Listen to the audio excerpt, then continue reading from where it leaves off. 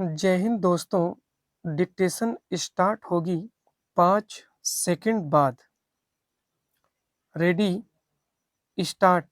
महोदय, भारत जैसे बहुभाषा भाषी देश में जहां विभिन्न भाषा परिवारों की 1652 भाषाएं बोली जाती हों, अष्टम सूची के अनुसार भी देश की 18 प्रधान भाषाएं हो, खान-पान, वेशभूषा, रीति रिवाज आदि की दृष्टि से भी एक प्रांत दूसरे प्रांत से बहुत भिन्न हो, वहाँ देश की अखंडता को बनाए रखने के लिए सबसे अधिक आवश्यक यह है कि संपूर्ण देश के नागरिकों का वैचारिक स्तर पर प्रदान हो, सांस्कृतिक विनिमय हो, एक दूसरे को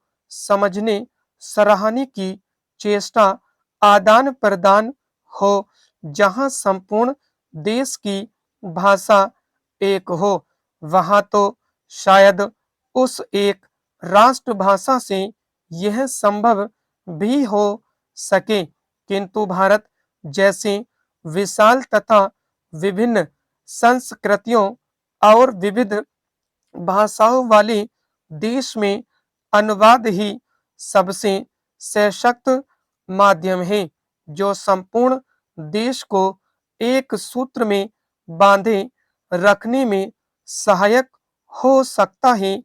द्विभाषिकता का महत्व भारत में प्राचीन काल से रहा है। आज भी भारतीय जनसंख्या के सांख्यिकीय आंकड़े यह बताते हैं कि भारत में द्विभाषियों का प्रतिशत काफी ऊंचा है। कहने की आवश्यकता नहीं कि सभी भारतवासी सामान्यतः हिंदी या निकटवर्ती प्रांत की भाषा को दूसरी भाषा के रूप में प्रयोग करते हैं।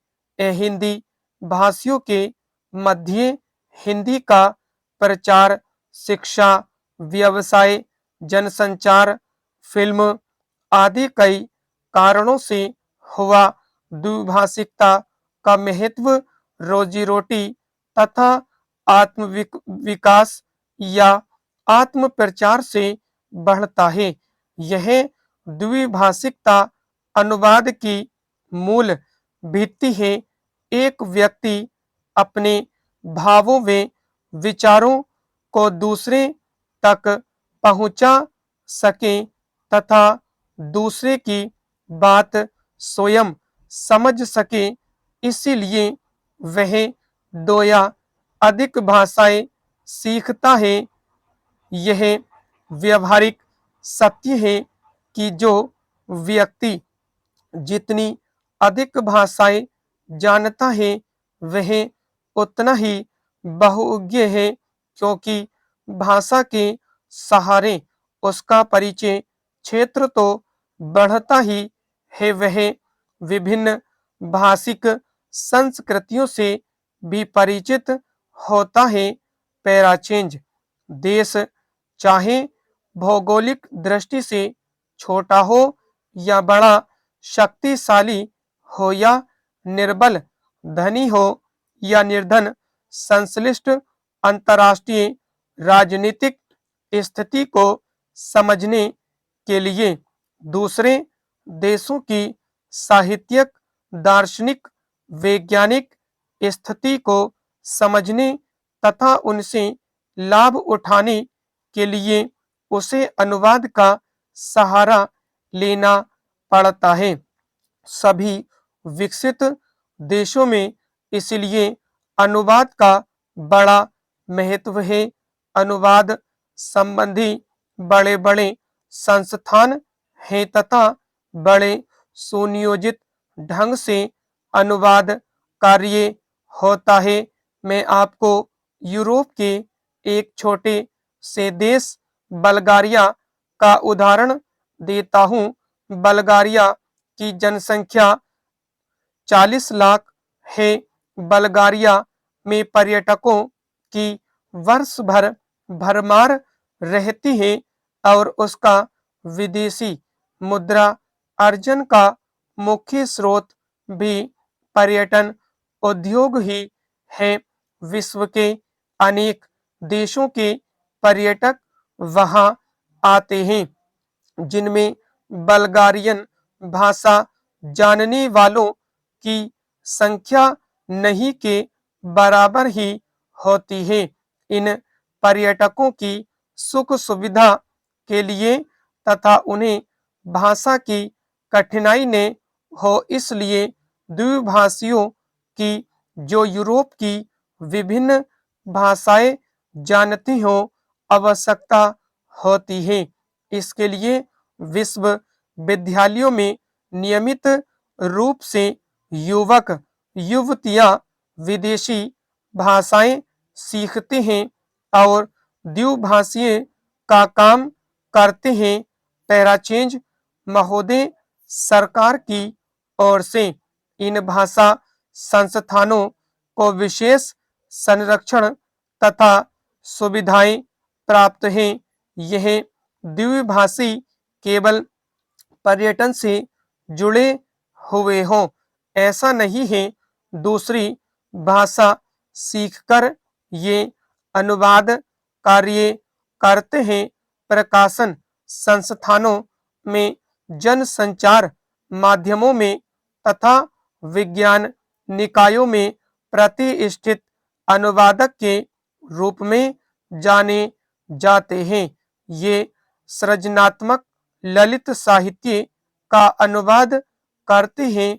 विदेशी समाचारों का अपनी भाषा में तथा बल्गारिया के समाचारों का विदेशी भाषाओं में अनुवाद करते हैं।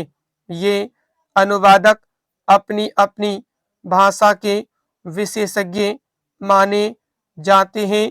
यदि आप कभी बल्गारिया जाएं तो आप देखेंगे कि आप चाहे इनकी भाषा न जानते हो, किंतु आपकी भाषा जानने वाले आपको जरूर मिलेंगे। अभी कुछ महीने पहले की ही तो बात है जब भारत के राष्ट्रपति डॉक्टर शंकर दयाल शर्मा बल्गारिया गए। वहां बल्गारिया वासियों ने हिंदी में उनका स्वागत किया और भारत संबंधी प्रश्न भी उन्होंने राष्ट्रपति जी से हिंदी में ही किए। भारतीय प्रतिनिधि मंडल के लिए यह सुखद आश्चर्य था।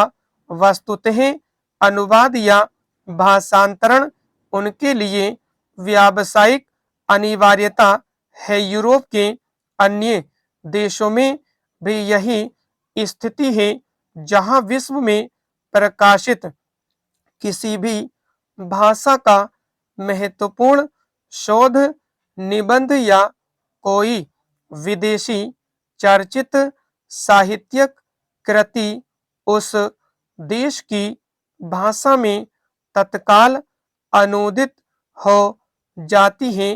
पैराचेंज इतिहास साक्षी है कि ईसाई धर्म के प्रचार में अनुवाद की भूमिका कितनी महत्वपूर्ण रही है। ईसाई धर्म के विश्वव्यापी प्रचार के लिए बाइबिल के अनुवाद की व्यापक योजना बनाई गई। अनुवाद ने ही बाइबिल को भारत के गांव-गांव यहाँ तक कि आदिवासी क्षेत्रों तक पहुंचा दिया। बाइबिल के बाद सबसे अधिक भाषाओं में एक ही भाषा में कई बार भगवत गीता का अनुवाद हुआ है। भारतीय दर्शन और प्रतिभा को समझने की लालसा ने विदेशियों को प्रेरित किया। स्टॉप।